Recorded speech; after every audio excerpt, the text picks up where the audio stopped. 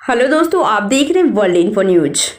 कादर खान ने फिल्मों को छोड़कर कायम किया इस्लामिक मरकज। जी हाँ दोस्तों, अगर हमारे चैनल को सब्सक्राइब नहीं किए हैं तो प्लीज हमारे चैनल को सब्सक्राइब कीजिए, इस बेल आइकन को जरूर दबाइए ताकि मेरा हर पहला वीडियो सबसे पहले आप तक पहुंचे। और आइए जानते हैं दोस्तों, मंगलवार सुबह तड़के टोरंटो के गुजरने वाले दिग्गज बॉलीवुड अभिनेता लेखक कॉमेडियन कादर खान का एक छोटा सा पहलू यह था कि वह एक कुरान के विद्वान थे, जिन्होंने इस्लामिक अध्ययन में एक विशेष अकादमिक पाठ्यक्रम तैयार किया था। इसके अलावा अरबी और उर्दू भाषा भी सरल थी। पाठ्यक्रम एक पारिवारिक मित्र ने कहा। हालांकि 1990 के दशक की शुरुआत में बॉलीवुड में गहराई से डूबे हुए उन्होंने अपने वृद्ध पिता दिवंगत मौलाना अब्दुल रहमान खान की इच्छाओं के आगे झुक गए ताकि इस्लामिक अध्ययनों के प्रचार के लिए अपने आदर्शों को आगे बढ़ाया जा सके और सरल भाषा का उपयोग करके लोगों के दिमाग में स्पष्ट गलतफहमियों को दूर किया जा सके।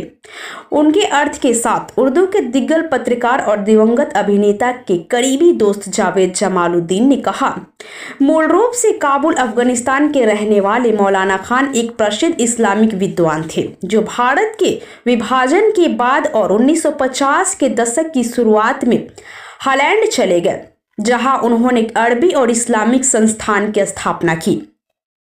हालांकि 1990 के दशक की शुरुआत में कादर खान को उनके पिता ने बुलाया था, जो चाहते थे कि उनकी विरासत को आगे ले जाए और आगे बढ़ाए, लेकिन अभिनेता तब बॉलीवुड में पहले से ही एक बड़ा नाम था। अनिच्छुक यह तर्क देते हुए कि उन्हें इस्लाम का कोई ज्ञान नहीं था या नहीं उन्हें अरबी या उर्दू का था। धैर्य से वरिष्ठ मौलाना खान ने अपने बेटे को समझाया कि उसे कहानी लेखक या संवाद लेखक के बारे में कोई जानकारी नहीं थी। उसने बॉलीवुड में इसे सीखा और बनाया, इसलिए कुछ इसी अंदाज में वह इस्लाम, अरबी और उर्दू 55 वर्षीय के जमालुद्दीन ने कहा। उनके पिता के शब्दों के कादर खान को लहज हथौड़ा की तरह मारा और उन्होंने तुरंत 1993 में उस्मानिया विश्वविद्यालय से इस्लामिक स्टडीज और अरब साहित्य में AM के लिए दाखिल लिया और पूरा किया। अपने पिता की इच्छा का पालन करते हुए उन्होंने मुंबई में विशेषज्ञों के एक दल की स्थापना की और पुणे के पास कोरेगांव पार्क में अपने बंगले पर भी स्थापित किया, जहां उन्होंने नर्सरी से लेकर स्नातकोत्तर स्तर तक के छात्राओं के लिए विभिन्न इस्लामिक पाठ्यक्रमों के डिजाइन किया, जिसमें इस्लामिक टेनेस, शेड्यूल, कानूनों और इस तरह के कवर शामिल थे।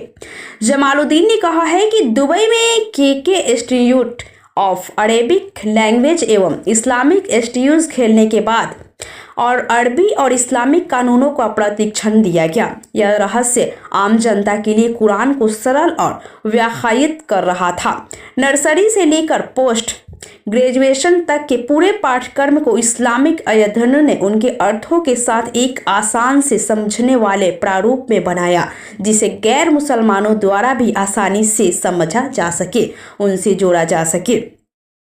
जमालुद्दीन ने कहा है कि उनके सभी शैक्षणिक प्रयास 2005 के आसपास दूर हुए और उन्हें अपने पिता की अंतिम इच्छा पूरी होने पर बहुत खुशी और संतुष्टि महसूस हुई। सितंबर 2014 में बीमार कादर खान कुछ पारिवारिक सदस्यों और सहयोगियों के साथ हज यात्रा पर गया, जिसके वीडियो विश्व स्तर पर सोशल नेटवर्क पर काफी वायरल हुआ। जमालुद्दीन ने कहा है कि उनका सारा जीवन उन्हें अपने पाठ्यक्रमों के माध्यम से आम मुसलमानों और शैक्षिक मुख्यधारा के लोगों के लाने के लिए प्रयास किया गया। मुस्लिम युवा चाहते थे कि वे अकादमिक और वैश्विक रूप से स्वतंत्र हो और भारत में समुदाय को आगे बढ़ाने में मदद करें। लगभग 7 साल पहले अपनी बीमारी के सेट से पहले वह यूरोप में काम करने के अलावा भारत, यूनाइटेड किंगडम, संयुक्त राज्य अमेरिका, कनाडा, दुबई और अन्य देशों में KK इंस्टीट्यूट की शाखाएं का अध्ययन केंद्र स्थापित करने की योजना बना रहा है। उनमें से कई विभिन्न चरणों में हैं।